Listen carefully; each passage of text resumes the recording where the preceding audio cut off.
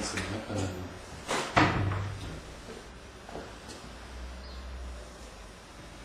J'ai plusieurs, j'ai... Donc me voici chez Romain Magras, dans son cabinet de Saint-Avold. Voilà donc quelqu'un qui depuis 4-5 ans fait beaucoup parler de lui dans la presse, dans les guides de voyants.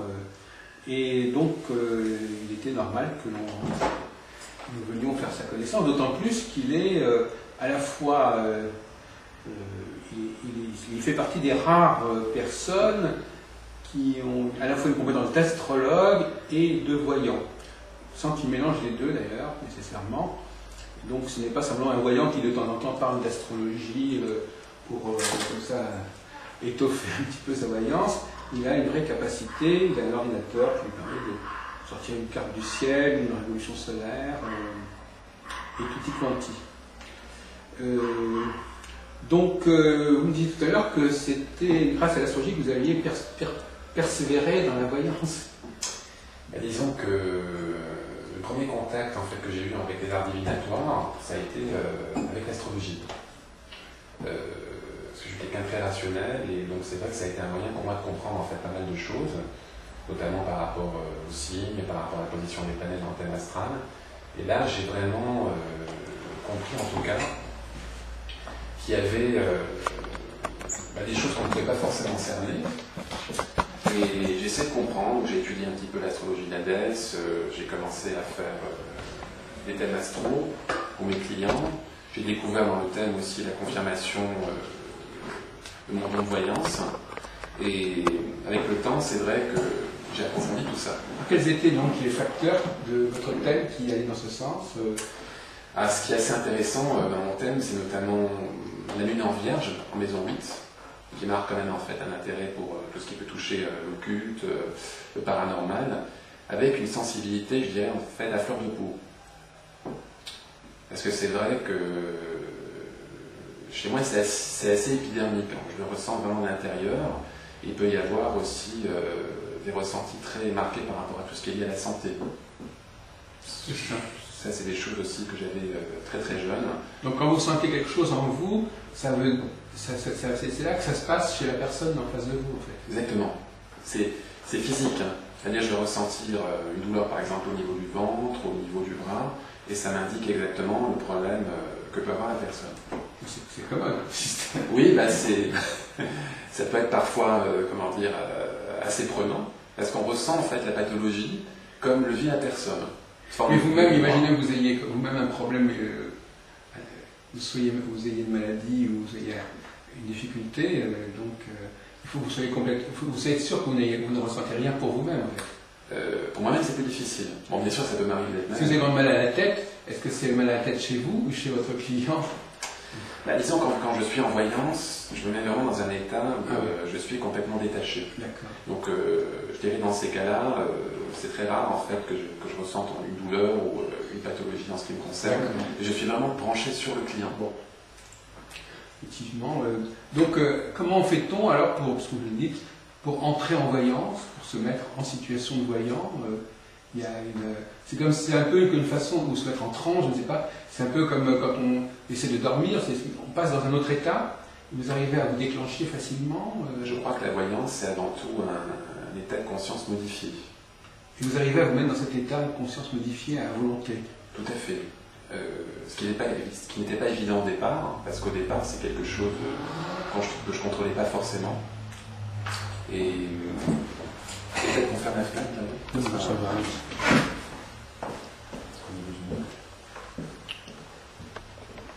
Oui. On voit vos mains, par exemple. Donc, vous étiez en train de nous expliquer quelle est la procédure à suivre pour que vous mettiez dans cet état particulier. Vous n'avez pas à nous trahir les secrets, mais parce qu'à la limite, est-ce que toute personne qui suivrait vos instructions y parviendrait? Je pense que... Ça, c'est la question, comment est-ce qu'on arrive à... je sais pas, quand vous sifflez d'un enfant, l'enfant va essayer de siffler. Est-ce que, par exemple... moi, j'ai toujours cette question qui me préoccupe. Est-ce que quelqu'un voit un voyant se met dans un certain état, on se dit, mais pourquoi pas moi? Oui, bien sûr. Est-ce que c'est un autre être humain? Est-ce que j'ai pas aussi, moi, ces facultés qu'il est en train de démontrer devant moi. Au niveau de la voyance, je dirais que pour moi c'est vraiment une faculté, c'est une compétence, comme je dirais celle de peindre, de jouer en fait du théâtre, faire de la comédie. Je pense que tout le monde peut essayer, tout le monde peut, s'y mettre, mais tout le monde ne deviendra pas forcément un expert. Il y a une certaine prédisposition à ça, mais en ce qui concerne la voyance, je dirais que c'est avant tout une question de sensibilité. Donc quelqu'un qui voit courir une personne dans la rue, un enfant qui voit courir, il dit tiens, moi aussi je peux courir. Oui. C'est-à-dire qu'il y a des tas de choses comme ça, on se dit mais moi aussi je peux y arriver. Alors au niveau, je dirais maintenant, de la technique ou de la manière de se mettre en voyance, c'est vrai qu'il peut y avoir un conditionnement. Mais en même temps, par exemple, un enfant qui entend parler autour de lui, au fond, il voit des gens parler, mais il ne sait pas comment parler. Oui. Et on ne va pas lui expliquer, tu prononces... donc quelque part, il faut qu'il trouve en lui-même les moyens de faire ce qu'on fait autour de lui. Donc effectivement, mais vous, la différence, vous n'avez pas rencontré un voyant que vous auriez eu envie d'imiter, en fait. Est-ce que vous aviez une conscience de ce que c'était qu'un voyant avant d'être voyant? Oui, j'ai consulté effectivement pas mal de confrères avant de commencer. Ah oui, d'accord. Quand vous aviez 16-17 ans... Voilà, par curiosité. Disons, à l'époque, ça m'intriguait. C'était pas forcément en fait dans le but de connaître mon avenir, mais je me demandais si vraiment tout ça pouvait exister. Parce que j'avais des ressentis et je cherchais en fait un petit peu à donner du sens à tout ça. D'accord. Et donc vous avez vu comment ils fonctionnaient, vous avez vu ce qu'ils étaient capables de faire. Oui. Et quelque part, vous avez trouvé en vous les ressources pour y arriver aussi. Exactement. On m'a confirmé effectivement qu'il y avait quelque chose. En fait, on me le disait très souvent. Vous avez un don, oui. il y a une prédisposition. Bon, moi, depuis tout petit, c'est vrai que j'ai des ressentis, ce qu'on appelle effectivement des flashs, qui sont... Peut-être vous imaginez à un moment donné que tout le monde en avait. C'est aussi la question que... Je ne pensais pas que c'était quelque chose effectivement d'exceptionnel. Oui. Moi, je me disais que c'était courant, que ça arrivait un peu à n'importe qui, tout en ayant conscience que j'étais un enfant un petit peu différent. Ah. Voilà. C'est vos parents qui vous le laissaient entendre, c'est les autres qui vous le laissaient entendre. Disons que quand j'étais à l'école notamment, j'avais tendance à être un petit peu en retrait, j'étais un enfant solitaire, je ressentais pas mal des choses, et donc je dirais que j'ai pu être à un moment donné une forme d'animal sauvage, et avec une forme d'instinct qu'il fallait dompter, qu'il fallait maîtriser. Ce n'est pas toujours évident au niveau émotionnel, parce que ça demande effectivement de passer par des étapes qui sont assez difficiles. Donc ça, c'est l'enfance d'un voyant, effectivement. Et donc, vous avez, à un moment donné, vous avez su trouver les moyens d'accéder à... Enfin, en même temps, c'est quelque chose qui était naturel, qui vous était donné, mais vous avez su l'améliorer, vous avez su le développer. Complètement. Comme quelqu'un qui aurait un petit talent comme ça, il aurait une certaine facilité physique, et puis à passer à la vitesse supérieure, en compte, c'est ça. Je pense que pour être un bon voyant, il faut vraiment, à un moment donné, rentrer dans le lâcher-prise et laisser parler l'émotionnel. Donc, il faut couper le circuit logique, c'est-à-dire tout ce qui peut être en rapport avec l'analyse, le questionnement, et rester en fait sur le ressenti. Observer et décrire ce qu'on voit. C'est un petit peu ça. Est-ce que ça veut dire un peu, en prenant une formule un peu familière, dire tout ce qui vous passe par la tête? Alors, pas tout ce qui passe par la tête, parce que il y a aussi une part de fantasme qu'on ne peut pas, je dirais, éviter. Donc, il faut vraiment, à ce moment-là, en fait, quand on est en voyance, se mettre dans une position dissociée, où on n'est plus, dans l'analyse, dans le rationnel, mais on se concentre vraiment sur la personne. Il y a une sorte de fil qui se met en place, et on est connecté avec l'individu. Mais en fait, ça veut dire en fin de compte que tout ce qui vient à l'esprit, d'une certaine manière, il faut le prendre au sérieux. C'est-à-dire tout ce qui vous vient à l'esprit, tout ce qui vous passe par la tête, quand même, quelque part, tout à fait. Ça vaut la peine d'y attacher de l'importance et de le divulguer. Je pense qu'avec le temps, on affine également ses perceptions, son ressenti, et on sait ce qui est pertinent et ce qui ne l'est pas. Il y a des choses après que je vais retransmettre à la personne, et c'est la personne qui va me faire un feedback et me dire en fait, si ça correspond à tel ou tel élément de sa vie. Je peux voir par exemple une personne, un homme avec les cheveux bruns dans le médical, Mais bon, après, savoir exactement qui c'est plus compliqué. Il y a tout un travail d'échange qui se fait dans la consultation et qui est intéressant parce que ça permet vraiment en tout cas d'approfondir et de rentrer dans la problématique du consultant. Et ça, évidemment, au début, c'était intéressant de retrouver vos repères, vos marques avec les premiers clients, de voir quel rapport il y avait entre ce que vous aviez ressenti et ce que la personne avait compris ou ce que ça signifiait pour elle. Exactement. Puis petit à petit, je pense que vous avez acquis un professionnalisme qui fait que... Mais je pense que c'est quelque chose qui demande beaucoup d'expérience. On devient bon voyant avec le temps. Oui. Enfin, il faut le don, mais il faut la pratique. Ça, c'est très important. Autrement, on interprétera mal les données, ou on saura mal ce que ça peut vouloir dire. Il y a, on a dit plusieurs étapes en fait dans la consultation. Il y a la perception. Oui. Voilà. Alors, je suis en consultation, donc je reçois une information, une perception. Ensuite, je l'interprète. Je me dis tiens, à quoi ça peut correspondre, et je retransmets l'information au consultant. Oui. Je retransmets l'information au consultant, qui lui va pouvoir également donner du sens à ce que j'ai vu. Et c'est vrai que tout l'intérêt est là. Tout l'intérêt est là. Une petite parenthèse. Au niveau du... l'autre jour, quelqu'un me disait que... parce qu'on prend parler le cas des femmes, les femmes. Oui. Les femmes ont une... Généralement, on considère qu'elles parlent plus facilement que les hommes de ce qu'elles ressentent, de ce qui leur vient à l'esprit, etc. Donc il y a quelque chose d'assez féminin dans le processus de laisser s'exprimer ce qui vient en nous, ce qui apparaît en nous. C'est une... On est à l'écoute de... C'est-à-dire qu'il faut prendre au sérieux ce qu'on ressent, en fin de compte, oui. quelque part. Tout à fait. Oui, je crois que les femmes sont très douées pour ça, parce qu'elles font confiance à leur intuition. Les hommes, un peu moins, sont plus, en général, sur des barrières au niveau émotionnel, et ils restent en fait dans le côté logique. C'est pour ça qu'on a du mal à se comprendre entre hommes et femmes. C'est pas toujours évident. Oui. Et un voyant homme, c'est quelqu'un qui aura forcément développé, je dirais, sa part féminine. Je crois, oui. C'est important. L'intuition est quelque chose de féminin, à la base. Et donc, donc on pourrait dire que l'astrologie, alors, vous me disiez tout à l'heure que l'astrologie, pour vous, c'était pas spécialement un moyen de connaître l'avenir, oui. Mais de savoir un peu de quoi on disposait à la naissance. C'est le bagage de départ, c'est ça c'est un petit peu la psychologie. C'est la photo qu'on a en fait au moment de la naissance, et où on a en fait une carte, et sur cette carte il y a la potentialité de l'individu, les forces, les faiblesses, ce que l'individu pourra développer au cours de sa vie, et bien sûr, bon, il y a des choses qu'on va développer ou non. Tout dépend des expériences qu'on a et des leçons qu'on va tirer de ces expériences. Je le vois comme ça. Donc ça, c'est plutôt un côté plutôt scientifique, si on peut dire. Enfin, scientifique, c'est-à-dire ce sont des données qu'on acquiert extérieurement à la personne. Ça ne demande pas de qualité particulière pour être astrologue, finalement, à votre avis. Je pense que l'astrologie, c'est effectivement un savoir-faire, que ça s'apprend. C'est très compliqué parce que quand on rentre vraiment dans l'astrologie professionnelle, ça demande d'interpréter, ça demande de rentrer dans des analyses. Et c'est vraiment quelque chose qui va s'apprendre tout au long de la vie.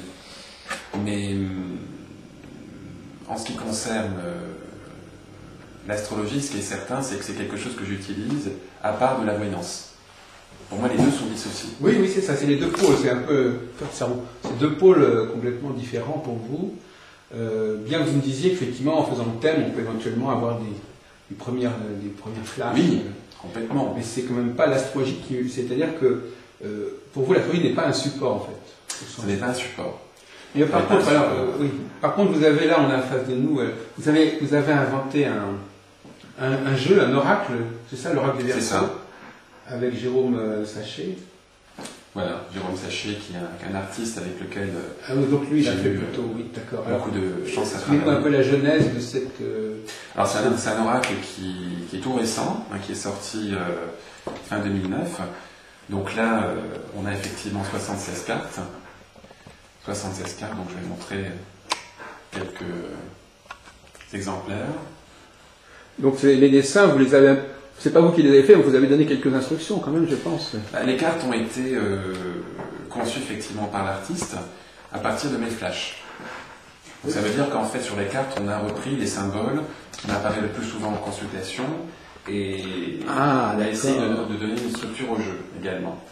Donc il y a 76 cartes, on a 10 séries de 7 cartes qui correspondent aux 10 planètes de l'astrologie. Donc si je comprends bien, parce que justement l'autre jour je lisais un livre de M. Lano là-dessus, il y a des codes, c'est ça, il y a des symboles qui reviennent dans la communication avec l'autre monde. Oui. Et vous auriez fait un peu une sorte d'inventaire de tous ces symboles. En fin de compte, les formes qu'on trouve là, ce sont celles que souvent les gens ont en voyance en fait. En tout cas, c'est les symboles que moi j'ai en voyance. Ils ont une valeur probablement assez générale, je suppose. Ça dépend. Je pense que chaque praticien a un petit peu ses propres règles. Bon, il y a des choses effectivement qui sont universelles et qu'on retrouvera, comme l'homme et la femme. Bon, là on a le yin et le yang dans le jeu. Là par exemple vous avez la carte de l'ascension, donc la pyramide. La pyramide qui est un symbole d'évolution, de progression. Donc ça, par exemple, cette pyramide, on peut dire que cette pyramide, vous l'avez vue. Oui, exactement. Vous l'avez moi, vue. C'est un flash que j'ai très régulièrement, une pyramide avec un escalier effectivement qui monte et qui symbolise la progression de l'individu. Exactement. Alors, est-ce qu'on peut dire, petite parenthèse, est-ce qu'on peut dire que le tarot, c'est du même genre? Est-ce que le tarot, c'est aussi j'ai l'impression que vous avez fait un gros travail là, parce que c'est un travail très concret, ça correspond. C'est tout un langage qui existe dans la nature, entre vous et le monde disons, de l'au-delà, et que vous avez inventorié, que vous avez mis en carte. Et en fin de compte, est-ce que, à votre avis, le tarot traditionnel, est-ce que c'est du même ordre? Alors, donc la différence entre un tarot et un oracle, c'est qu'un tarot, traditionnellement, est composé de 78 cartes. Oui. Là, il y en a 67, donc c'est presque un tarot. C'est ça qui est pas... Vous auriez pu en mettre plus. Voilà, j'en aurais mis deux, on aurait pu l'appeler le tarot du Verseau. Et 76, ça correspond à... C'est une norme, ça, 76 On est arrivé à 76, donc 76, en fait, c'est le chiffre 13. Oui. Le 13 qui correspond à l'arcane sans nom, dans le tarot de Marseille, donc qui représente la mort, ou plutôt, je dirais, bon, pas la mort au sens physique, mais une transformation, la capacité à se renouveler. Et donc pourquoi 76 cartes? Parce qu'on a effectivement 10 séries de 7 cartes, donc 70 cartes, plus 7 cartes clés. Vous avez l'homme, la femme, il y a également des cartes dans le jeu qui ont rapport avec les saisons. Donc ce qui permet vraiment d'avoir un jeu assez complet finalement. Là on peut voir pas mal de couleurs. Alors j'ai voulu un jeu qui soit finalement pratique. Donc sur chaque carte, on a des symboles qui sont relativement clairs. Alors, on prend par exemple 2-3 cartes au hasard. Vous avez la carte de l'élimination. L'élimination, donc ça c'est dans la série du soleil, qui symbolise la connaissance, le savoir, une certaine sagesse. Oui. Donc quand vous voyez ça, ça définit la personne ou une personne qu'on va rencontrer. Tout à fait. Bon, après, c'est des cartes qui sont à mettre en rapport avec le tirage qu'on va faire. On peut donner effectivement un sens à la carte, mais le sens va être vraiment donné par rapport aux associations qui vont être faites. La carte de l'union, alors c'est vrai que moi je l'ai symbolisé par le yin et le yang. Oui, c'est ça, oui. Donc ça c'est une création, donc en haut en fait on a effectivement une plateforme, en bas aussi ce qui symbolise le ciel et la terre. Donc la combinaison entre les deux. Ce qui était important pour moi, c'est vraiment d'avoir un symbole précis par carte. Parce que très souvent, ce que j'ai remarqué, c'est que dans les oracles, on était un petit peu noyé par les symboles et on ne savait plus trop à quoi ça correspondait. C'est-à-dire qu'il faut devenir pratiquement un expert en cabale ou en sciences ésotériques pour pouvoir interpréter. Est-ce qu'on peut dire que vous avez fait cet oracle pour que le public ait accès à une sorte d'expérience de la voyance, quelque part, pour les gens puissent partager un petit peu, même moyennement, enfin, qu'ils puissent quand même participer un petit peu à votre expérience visuelle, à votre cinéma personnel? Oui, c'est ça. Je crois que j'ai voulu en créer un jeu en tout cas qui puisse apporter à chacun des réponses simples par rapport à des questions qui peuvent se poser en fait dans leur vie. Et en fait, vous ne l'utilisez pas, vous? Moi, je l'utilise en consultation. Ah oui, pourquoi? Parce que j'allais me dire, mais pourquoi vous l'utilisez en consultation, puisque vous avez vous-même accès aux originaux, on peut dire. Oui, au flash, oui, effectivement. Ça permet d'avoir, je dirais, un support, d'approfondir pendant la consultation. Et c'est également un rituel. Et je trouve que les gens sont toujours très intéressés, ils aiment beaucoup qu'on utilise des cartes, donc ça crée une connexion. Parce que finalement, il est assez récent ce jeu. Oui, tout à fait. Oui. Donc est-ce qu'on peut dire que d'une manière générale, ça a modifié, l'émergence de ce jeu a modifié votre travail de voyant? Parce que finalement, vous n'avez pas le même fonctionnement à partir de là. J'ai toujours travaillé avec les oracles. Ah oui. J'ai jamais été un tarologue ou un cartomancien. Vous avez d'autres oracles en fait. Voilà, tout à fait. Oui, j'ai utilisé l'oracle de la Triade, ah oui, d'accord. L'oracle de Béline, l'oracle bleu. Mais en finalité, c'est vrai que bon, j'ai plutôt le fonctionnement d'un médium. Alors en consultation, quand je commence un entretien, je vais prendre le prénom de la personne, la date de naissance, et je parle vraiment sur le ressenti. Et l'oracle, en fait, ne vient finalement qu'en seconde partie de consultation. Ça permet de répondre à des problématiques plus précises et d'avoir des solutions, effectivement, à certaines choses. À ce sujet, Romain Magras, est-ce que vous aimez qu'on vous pose des questions précises ou est-ce qu'au contraire, vous préférez qu'on vous laisse libre de déterminer dans quel domaine vous avez des choses à dire à la personne? Disons que dans un premier temps, je préfère vraiment partir sur mon ressenti. Voilà, donc, parce que, en général, les questions que vont poser les personnes sont pas toujours les meilleures pour démarrer un entretien. Ça va m'influencer et je peux partir sur des directions qui seront un petit peu ensuite difficiles parce qu'on va se perdre dans la consultation.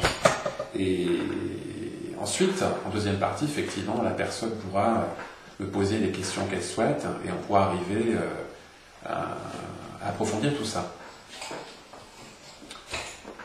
Alors donc finalement, vous me disiez que là, qu'est-ce qu'on attend de vous? Alors finalement, à votre avis, qu'est-ce que les clients attendent de vous? Est-ce que vous pensez que, s'il y a la fameuse question, est-ce qu'ils viennent souvent? Est-ce qu'ils vous interrogent souvent? Est-ce que quel profit peut-on avoir d'une consultation qu'on aurait une fois par an ou tous les 6 mois? Et voilà, je pense qu'une consultation de voyance, ça doit vraiment rester quelque chose d'épisodique. Oui. Le but, c'est pas de consulter tous les mois, ou toutes les semaines, parce qu'il y a des gens qui vont très facilement rentrer dans une forme d'addiction. Mais oui, c'est ça. Par rapport à la voyance. Oui. Et moi, je pense qu'une consultation ou 2 consultations par an, c'est largement suffisant. À part pour certaines personnes, parce que je travaille également avec des entreprises, où là, en fait, on a un travail qui peut se faire vraiment au mois, parce qu'il y a une évolution qui peut être très rapide sur certains éléments, et donc on ne travaille pas de la même manière. Oui, je comprends. Mais dans la vie d'un individu, entre guillemets, normal, je dirais que ça suffit. En fait, ce qui est important, c'est qu'on travaille sur un ressenti, et qu'ensuite il y ait une évolution par rapport à ce que j'ai annoncé, et que quand la personne vient me revoir, on peut en fait partir sur autre chose. Mais finalement, est-ce qu'on peut dire que vous travaillez un peu sur le court terme? Ah oui, tout à fait. Quand moi je consulte, mes prédictions se font sur une période qui va de 6 mois à 1 an, en général. Oui. Donc on ne peut pas vous demander un calendrier sur une période de 3-4 ans, comme on pourrait le faire en astrologie, je ne sais pas. Après, on peut donner des tendances, effectivement, grâce à l'astrologie ou à la numérologie, selon des périodes de réalisation. Mais je crois fondamentalement que dans la vie, il y a certaines étapes à respecter. Et que si on ne passe pas par ces étapes-là, on va peut-être se projeter trop loin et on va se planter. Ah oui, d'accord. Exactement. C'est ce que j'ai souvent remarqué en voyance. Ça peut aider les gens, effectivement, de se projeter dans 3-4 ans, avoir une image, mais si entre-temps vous n'avez pas franchi les bonnes étapes, vous n'arriverez jamais au bout. Pas brûler les étapes. Tout à fait. Oui. C'est important. Et donc vous restez, vous étiez en train de faire un bilan assez négatif là, des prévisions astrologiques. Alors quel est votre ressenti à ce sujet-là? Vous êtes déçu par les astrologues qui se mettent en avant et qui annoncent l'avenir? C'est pas très concluant à votre avis? Moi je respecte le travail de tout le monde, mais c'est vrai que l'utilisation de l'astrologie pour effectuer des prévisions, je pense pense que c'est quelque chose qui peut être assez délicat, c'est un exercice difficile. Donc vous pensez que les mieux placés, c'est quand même les voyants finalement, pour parler de ce qui attend à la fois l'individu et le collectif et le monde. Tout à fait, je pense qu'on peut avoir des ressentis en tant que médium, mais c'est toujours un domaine dans lequel il faut rester assez prudent. Il faut rester assez prudent parce que il ne faut pas rentrer dans une forme de catastrophisme où on va annoncer des choses qui vont effrayer les gens. Et voilà, enfin, on ne voit pas en fait comme un oiseau de mauvais augure. S'il y a des choses qui sont négatives, il faut les annoncer, mais avec beaucoup de précaution. Parce qu'il y a quand même une marge d'erreur, et on ne peut pas, en tant que médium, non plus assurer qu'on voit les choses. Alors on va faire un petit bilan. Romain Magras, on va regarder un petit peu ce que vous avez, quel est un petit peu votre bilan depuis quelques années, qu'est-ce qui est paru dans la presse, qu'est-ce qui est mémorable pour vous. Donc, on vous a interrogé sur les élections, c'est ça? Oui. On vous a interrogé l'élection de 2007. Alors comment vous êtes mis en situation pour... parce que là, vous n'avez pas un client en face de vous. Hein. Oui, c'est ça, oui, c'est différent. Comment on fait alors? Comment on procède pour... Alors quand je suis contacté par des journalistes ou qu'on me demande effectivement de faire des prédictions pour l'année à venir sur certains événements, je vais me laisser quelques mois pour pouvoir en fait réfléchir ou avoir des ressentis sur le sujet. Mais je pense qu'il ne faut surtout pas se précipiter dans ce genre de choses et il ne faut pas vouloir donner des flashs ou des explications sur des phénomènes qu'on ne ressent pas. Donc je ne me force pas, si je ressens effectivement, je donne ma vision des choses. Maintenant, si je n'ai pas de ressenti, je m'abstiens. Ça m'est arrivé, effectivement, certaines années de ne pas faire de prédiction, parce que je n'avais pas forcément de ressenti, et donc je ne vais pas le faire systématiquement. Est-ce que c'est en regardant la télévision que ça vous prend? Est-ce que c'est en lisant les journaux? Alors, donc moi, c'est vrai que je suis quelqu'un qui ne regarde pas beaucoup la télévision. Hein, je l'ai dans mon salon, mais plus en décoration. Ouais.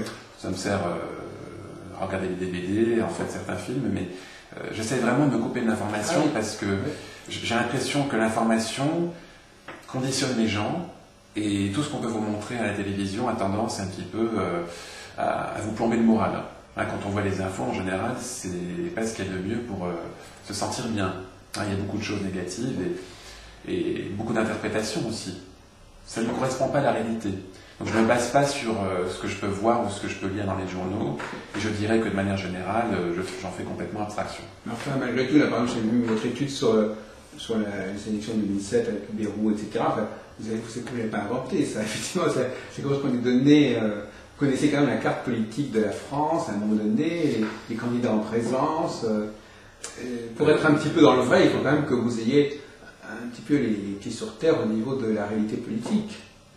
Donc vous êtes quand même averti, on a l'impression que vous êtes un tout petit peu averti quand vous écrivez un petit peu, disons, bon, il y a des choses on ne peut pas passer à côté, hein, mais je ne vais pas rentrer dans les détails, parce qu'après, on est plus dans l'analyse, et dans la déduction logique, on n'est plus dans la voyance. Ben oui. Le problème est là. Hein, c'est quand on essaye vraiment de se dire, tiens, mais en fait, quelle serait l'issue la plus logique par rapport à ce problème? Ben, effectivement, on peut avoir un élément de réponse, mais on ne sera pas en fait dans le ressenti, dans l'intuition. Parce qu'en vous lisant, on a l'impression que vous auriez un talent de journaliste quelque part. Hein. Vous parlez de l'avenir de la premier secrétaire du Parti Socialiste, vous parlez des différents candidats en présence. Enfin, je ne sais pas, ça, si on ne faisait pas attention, on dirait tiens, un article de journal sur, qui ne serait pas forcément désavoué par un journaliste. On va dire, à part que on sait que ce n'est pas tout à fait sur la même base que vous le dites, mais... C'est surtout c'est des choses qui ont été dites avant que les événements se produisent. Hein. Le but, oui, voilà. effectivement, il faut voir aussi la date à laquelle c'est dit. Ça, exactement. Donc, c'est-à-dire que quand je fais des prédictions, j'essaye de donner des informations qui doivent être pertinentes. Je ne me contente pas de donner un résultat, de dire oui ou non. Parce que ça, je dirais que c'est un petit peu à la portée de n'importe qui. Donner des éléments d'information qui puissent aider en fait la personne ou les personnes à se projeter. Mais bon, prenons l'exemple, par exemple, je ne sais pas si vous vous en souvenez, 2007, vous n'êtes pas trop ancien, c'est il y a 3 ans. Qu'est-ce qui a fait pencher la balance plutôt dans votre esprit pour Nicolas Sarkozy que pour Ségolène Royal? Il y a eu des petits signes, des petits indices qui ont... Bah écoutez, ce qui est assez drôle, c'est que quand j'ai fait le reportage pour Télé8, où j'ai effectivement annoncé que Sarkozy serait président, Ségolène Royal était devant dans les sondages. Elle avait une avance assez confortable, on était fin 2006, et rien ne laissait penser que Nicolas Sarkozy pourrait être président. Alors si je m'étais basé sur justement les sondages, la situation actuelle, bah, je me serais planté. Je me serais planté. Et c'est vrai que ben, j'ai fait confiance à mon ressenti, je me suis vraiment connecté à ce que je ressentais, et donc ben, j'ai décrit ce que je voyais. J'ai décrit ce que je voyais, et donc ça confirme. Est-ce qu'on peut dire que vous voyez déjà l'après-présidentiel? Vous voyez déjà Sarkozy devant l'Élysée? On pourrait imaginer comme ça tout un scénario où vous voyez des choses, vous transplantez dans un autre temps, vous voyez déjà presque les pages de journaux où c'est marqué Sarkozy président, je ne sais pas. C'est un petit peu ça. C'est un petit peu ça. On se projette dans l'avenir et on voit la situation telle qu'elle va apparaître. Et je mets à ce moment-là en état de canal et je capte les informations. Il va y avoir des éléments qui vont ressortir et ensuite que je vais mettre en rapport les uns avec les autres. Donc en quelque sorte, vous arrivez presque à une sorte de certitude. Si vraiment vous avez vu le phénomène se produire, alors comment se fait-il, monsieur Magras, que, j'imagine, j'en sais rien, mais que d'autres personnes aient pu préférer annoncer la victoire de Ségolène Royal? Qu'est-ce que vous en pensez? Parce que tout à l'heure, vous me faisiez un peu le procès des astrologues, mais est-ce que tous les voyants sont toujours d'accord sur leurs prévisions? Là, en fait, en l'occurrence, par rapport au présidentiel, la prévision... Il y avait un consensus favorable à Sarkozy. Oui, je pense que la majorité avait plutôt vu effectivement Nicolas Sarkozy. Il y en a d'autres qui ont vu Ségolène Royal. Donc il y avait les deux. On en a parlé de la grande Marianne qui allait révolutionner la France pour Ségolène Royal. Donc je pense qu'on rentre dans des images. Ah oui, c'est ça. À ce moment-là, en fait, quand on rentre dans l'image, il y a une connotation affective. Et quand on est dans l'affectif, on n'est plus objectif. Voilà. Donc je pense que, effectivement, j'ai la conviction qu'une femme, à un moment donné, va jouer un rôle déterminant en France et qu'elle va révolutionner les choses, mais ça viendra plus tard, on n'en est pas là. C'est ça, donc c'est peut-être quelque chose qui a été vu, mais pas pour tout de suite. Voilà, on a anticipé, et c'est vrai que la logique aurait voulu effectivement qu'après, on a eu Jacques Chirac pendant 15 ans, il me semble. 14 ans. 14 ans, oui. Qu'on soit dans l'alternance. Donc il y en a qui ont peut-être penché pour ça en se disant, bon, en toute logique, il devrait arriver ça. Oui, c'est ça. Et ça a perturbé, ça a interféré avec leur capacité de... Exactement. C'est pour ça qu'il ne faut pas réfléchir, qu'il ne faut pas rentrer dans l'analyse, et qu'il faut vraiment se dire, qu'est-ce que je vois? Qu'est-ce qui va arriver? Sans rentrer dans des processus de réflexion. Écoutez, si on... Enfin, je veux dire, je suis tenté un petit peu comme ça en discutant avec vous, de dire, est-ce que vous sentez déjà un peu la situation pour les prochaines présidentielles, ou est-ce que c'est trop prématuré? Est-ce que vous êtes déjà un petit peu dans le coup par rapport à ça? Ben là, en fait, c'est vrai que c'est compliqué parce que c'est dans 2 ans, donc on a un petit peu de mal à se projeter. Bon, il y a certaines tendances qui peuvent ressortir. Bon, moi, je pense très sincèrement que Nicolas Sarkozy va se représenter. Pour moi, c'est une évidence.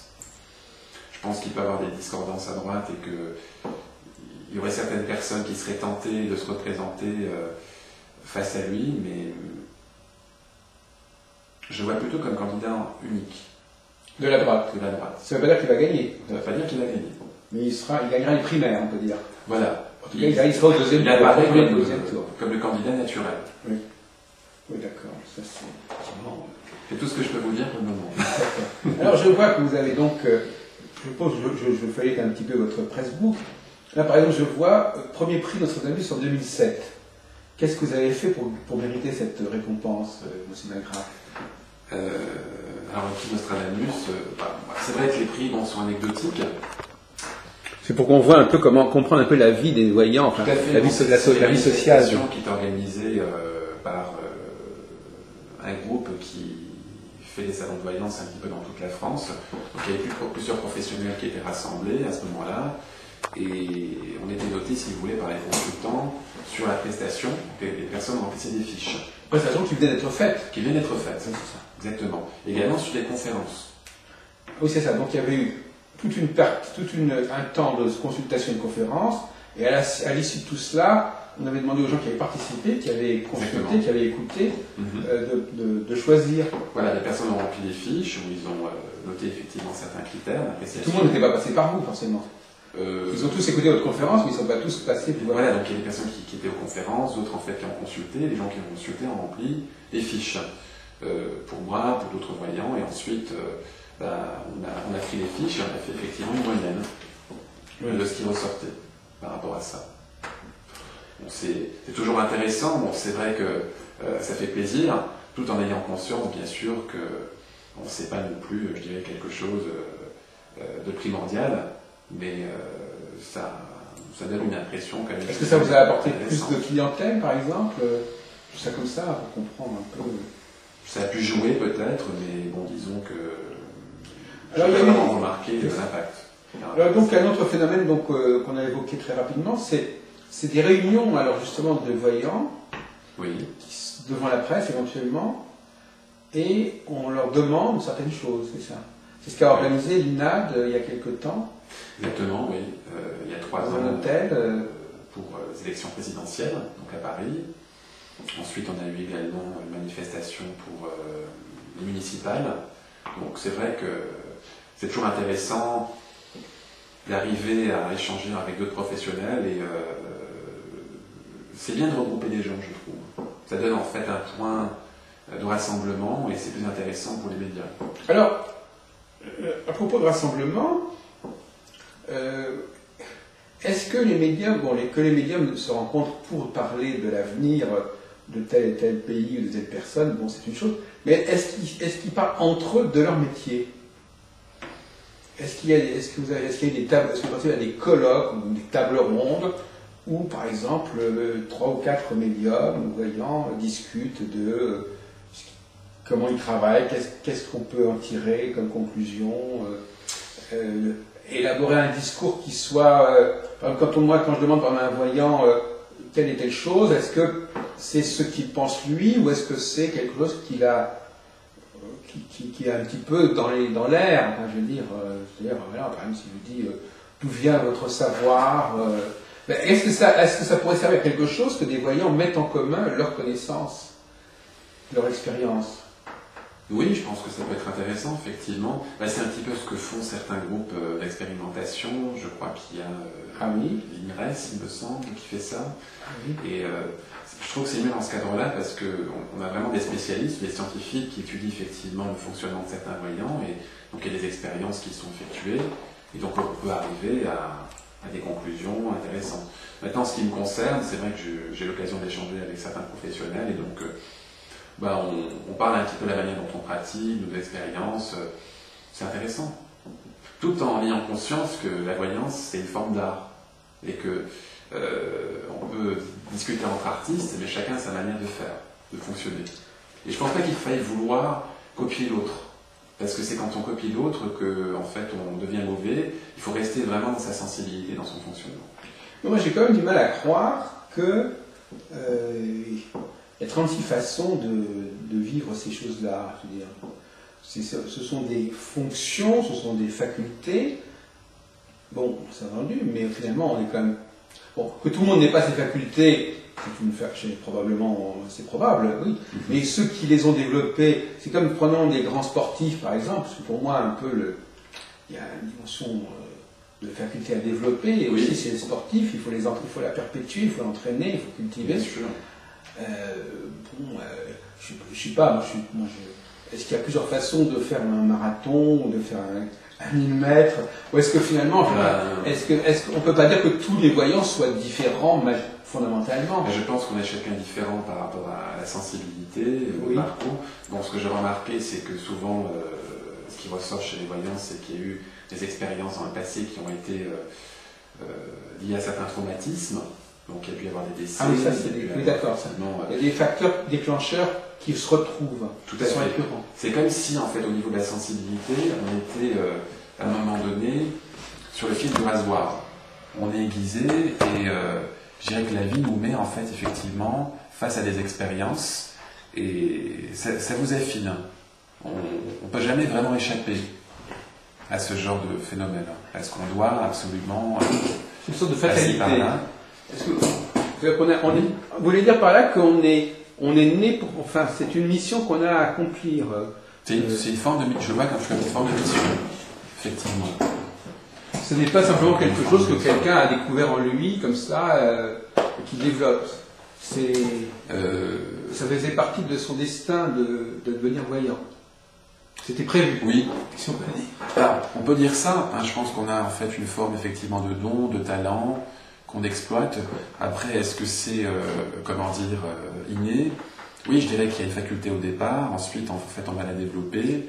Et les expériences de la vie vont faire qu'on est plus ou moins en fait sensible à ces phénomènes.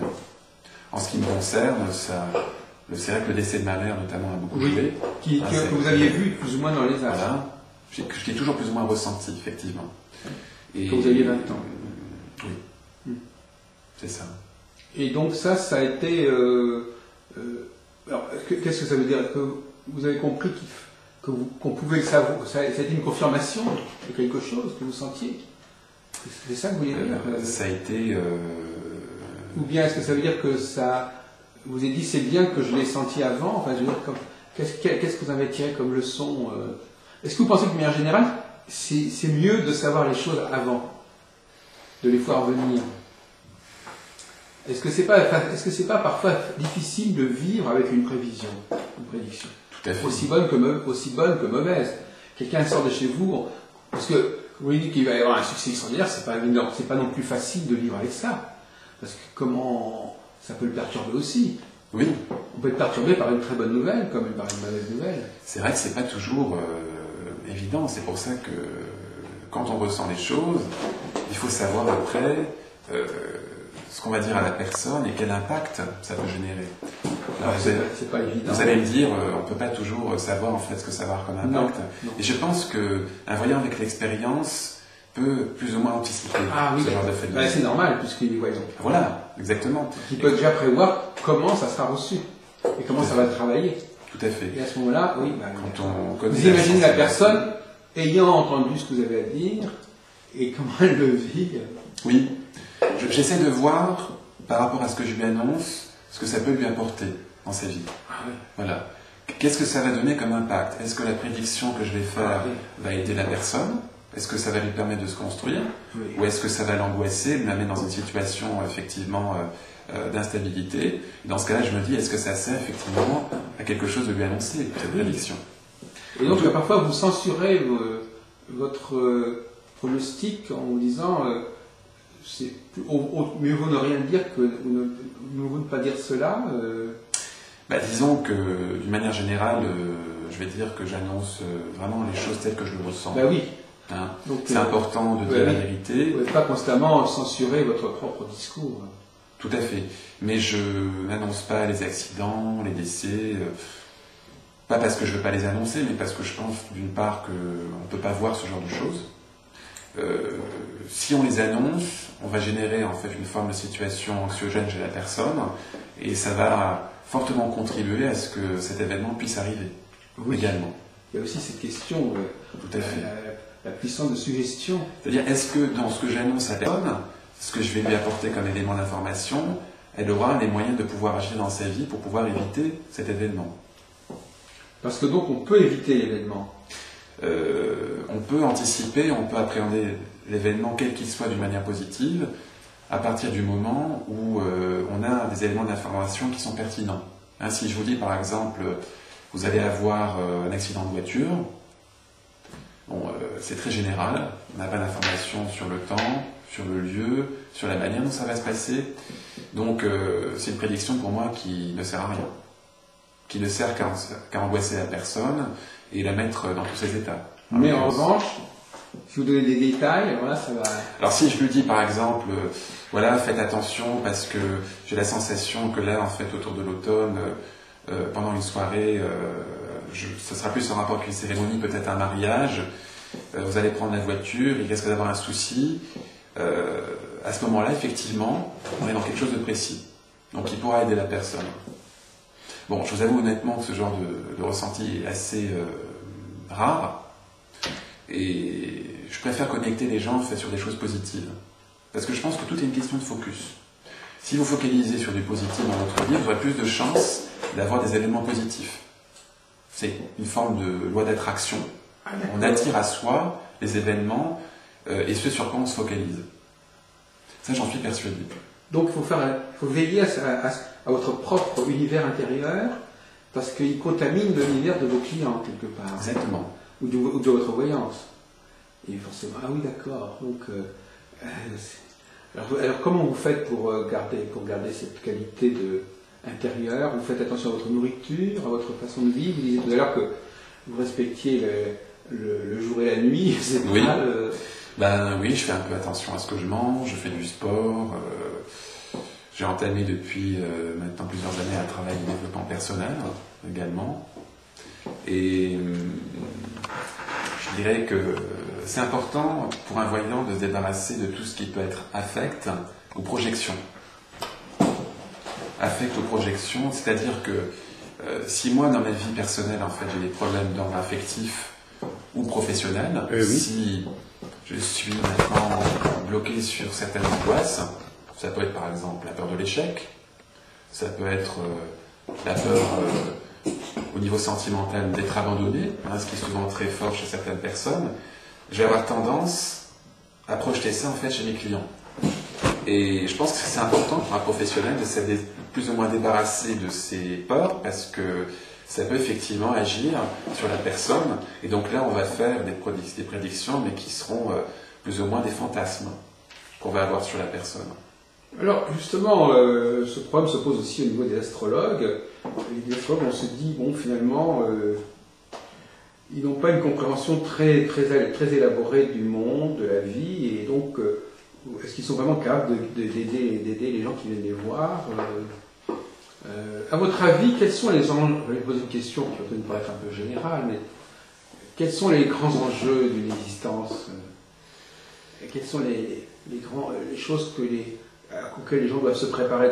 Parce qu'en fait, on peut évidemment, il peut y avoir des trucs extraordinaires ou des accidents, mais finalement, une vie normale, qu'est-ce qui va se passer dans une vie normale? Quels sont les problèmes que va rencontrer forcément quelqu'un et auxquels il doit se préparer, voyance ou pas voyance? Parce que finalement, la voyance ne vient que se greffer sur le déroulement normal des choses. Exactement. Moi, je préfère même parler de clairvoyance, en ce qui me concerne. Parce que dans la clairvoyance, il y a l'idée de lumière, d'apporter un éclairage à la personne. Et je crois que le but de l'existence, effectivement, c'est peut-être d'arriver à une certaine sagesse, avoir une certaine connaissance de soi, sur la manière dont on fonctionne, sur la manière dont on fonctionne avec les autres. Et quand on comprend un petit peu les mécanismes, le processus de tout ça, on avance plus sereinement. Je pense que ce serait illusoire de pratiquer la voyance ou l'astrologie ou les arts divinatoires en général en ignorant tout ça. Parce que ça veut dire qu'on considère l'individu à ce moment-là comme quelqu'un qui est dans un processus qu'il va subir, dont il n'est pas actif. Et moi, je crois vraiment au libre arbitre. Ça, c'est quelque chose sur lequel je mets beaucoup d'importance. Alors, c'est vrai que dans la voyance, on a souvent plusieurs formes d'opinion par rapport à ça. Ils vont vous dire qu'il y a tout qui est écrit, que l'avenir est écrit dans du marbre et qu'en fait, on n'a pas vraiment de marge de manœuvre par rapport à ça. Il y a un autre discours qui consiste à dire qu'il y a certaines routes, certaines directions qui sont là et qu'on peut en fait plus ou moins manœuvrer. On peut prendre des décisions. Moi, j'ai une approche encore différente de celle-là. Moi, je pense qu'on a un libre arbitre total. Ah oui. Eh oui. Mais c'est vrai que c'est intéressant, et c'est au bout de plusieurs années en fait que j'en suis venu à cette conclusion. Pourtant, il y a une forme de déterminisme dans la vie. Oui, alors qu'effectivement, c'est subtil. Hein. Voilà. Alors pourquoi? À mon avis, parce que la liberté suppose en fait une forme de connaissance, suppose en fait la capacité de prendre conscience qu'on peut faire des choix, et je pense que la plupart des gens sont plus ou moins conditionnés par les expériences qu'ils ont vécues dans leur enfance, dans leur entourage, par certains traumatismes, et qui sont plus ou moins enfermés dans une forme de fonctionnement dont ils n'ont pas conscience. Et donc à partir de ce moment-là, on peut considérer effectivement qu'il y a un déterminisme. Parce que ils sont conditionnés pour agir de telle manière et ils vont produire tel résultat. Et ils n'ont pas conscience que par rapport aux événements qui peuvent se produire dans leur vie, ils sont responsables quelque part de ce qui leur arrive. Il y a une responsabilité, et je pense que c'est important de donc quand vous annoncez quelque chose, vous annoncez le déroulement logique de ce que la personne a enclenché dans sa vie, en fin de compte. Tout à fait. Et donc elle en est responsable quelque part de ce qui lui arrive. Ce qui va arriver n'est finalement que le résultat de la manière en fait dont la personne agit et se présente à l'instant présent. Donc la voyance consiste à extrapoler par rapport aux données qui sont là, en disant au vu de ce que vous faites, de votre façon de vous comporter, voilà ce qui va vous arriver. Donc si vous changez votre comportement, il va y avoir autre chose. C'est un peu ça. Pour moi, c'est un peu ça. C'est intéressant parce que, effectivement, vous extrapolez, parce que la personne, en fait, à l'instant présent, n'a pas forcément conscience de son comportement. Et c'est un petit peu comme une loupe, ça veut dire vous allez avancer dans le temps, vous allez avancer sur 6 mois, 1 an, et on va voir un peu le résultat. Vous faites une sorte de projection, mais au sens mathématique. Exactement, c'est un peu ça, sauf que le cerveau le fait, ou je dirais que le ressenti, le phénomène parapsychologique vous permet vraiment d'avoir une image de cette réalité. Oui. Et ce qui se passe, c'est que je présente une image à la personne en lui disant « voilà ce que je ressens, voilà ce qui va arriver ». C'est comme je disais à quelqu'un, voilà, je veux faire votre portrait dans 20 ans. Oui. Sur la base de ce que vous êtes actuellement, comment vous mangez, voilà, dans 20 ans, vous aurez cette tête-là. Oui. Maintenant, si vous changez quelque chose, ça sera moins vrai. Est-ce que cette image que je vous présente vous convient ? Est-ce que c'est à ça que vous voulez que votre vie ressemble ? Ah oui. Ou est-ce que vous voulez vivre autre chose ? Ah oui. Effectivement. Et je pense que la force du voyant, c'est d'amener, comment dire... Une prise de conscience. Une prise de conscience. Bon, j'ai pas la prétention, effectivement, d'une séance... Une marge de manœuvre aussi. Oui. Pour que la personne, en fait, ait plus de liberté dans sa vie. Parce qu'à partir du moment, en fait, où on a conscience de ce qu'on peut engendrer comme comportement, et de ce que ces comportements vont engendrer comme résultat, on va pouvoir changer les choses. On va prendre conscience qu'on a peut-être des émotions toxiques, qu'on a des comportements qui sont inadéquats, et on va pouvoir modifier les choses. Mais alors ça c'est un accès, alors, parce qu'il faut peut-être un petit peu sérieux les problèmes, on n'a encore pas des messages qui viennent d'ailleurs, là c'est plutôt un accès à une sorte de formation intérieure que la personne n'est pas en train de... Donc c'est pas de la télépathie, mais c'est une façon d'examiner l'état de la personne et d'imaginer, au sens de faire image, de ce que ça va donner si les choses continuent comme ça. C'est une image tout à fait nouvelle du voyant, ça vous proposez. Parce que le voyant, là, il est voyant, mais il voit le devenir de la personne à partir du moment où elle continuerait sur les mêmes données que dans l'avenir. Tout à fait. Et je pense qu'en étant réaliste, on me pose souvent la question, est-ce qu'on peut changer les gens ?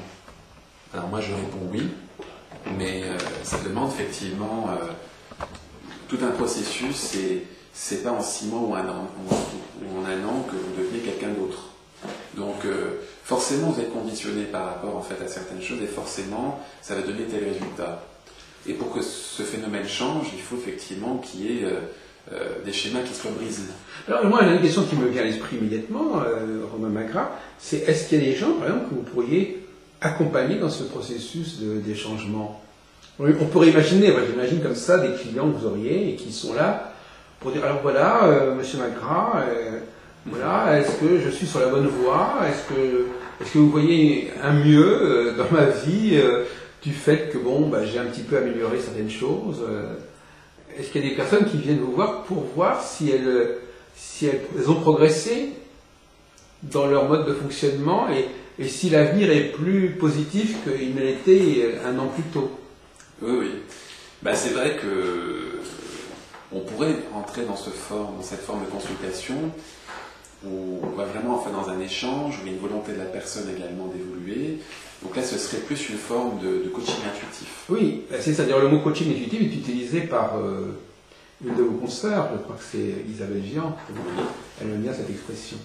Moi j'aime bien, je pense que l'intuition est un moyen d'accéder à la connaissance de son environnement et de l'autre qui est beaucoup plus rapide que les moyens traditionnels.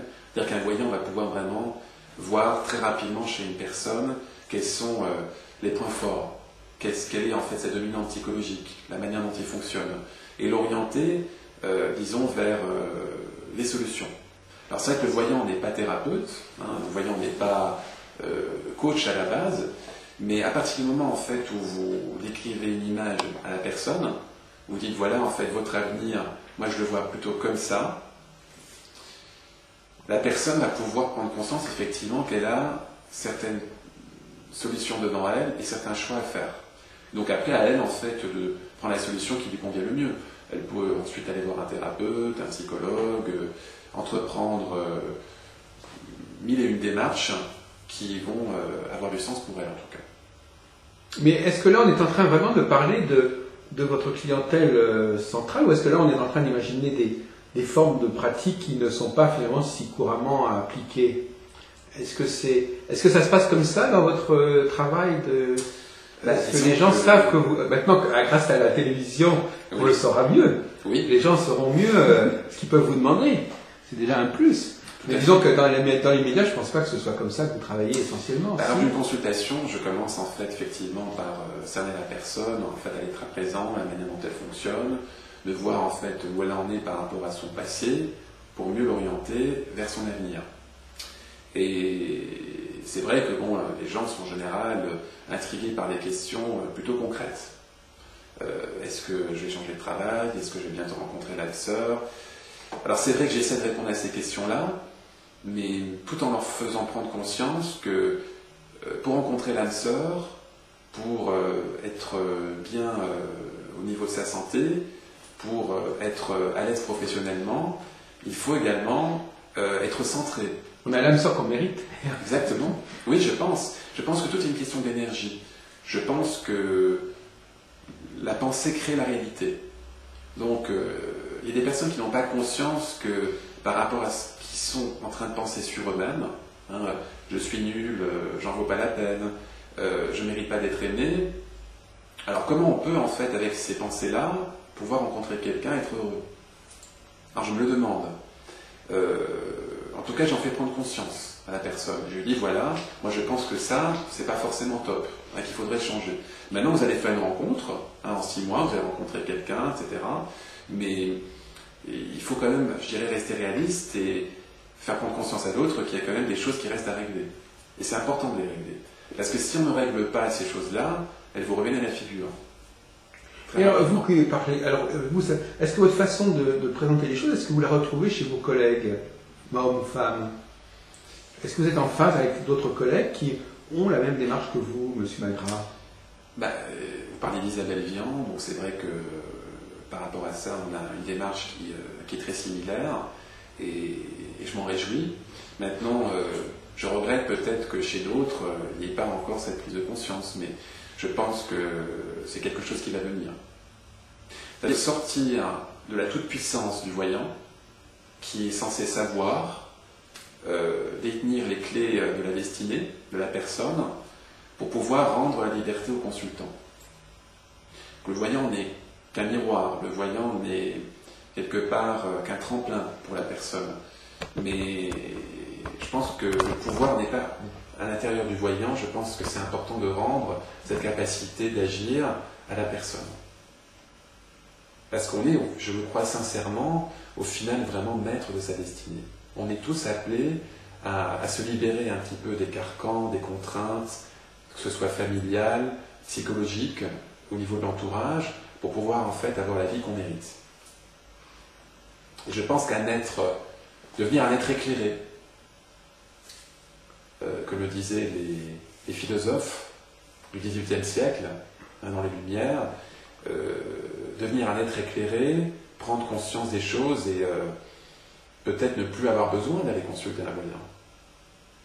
Oui, émanciper finalement. Être libre. La liberté, c'est aussi être libéré de ce besoin d'aller voir les voyants.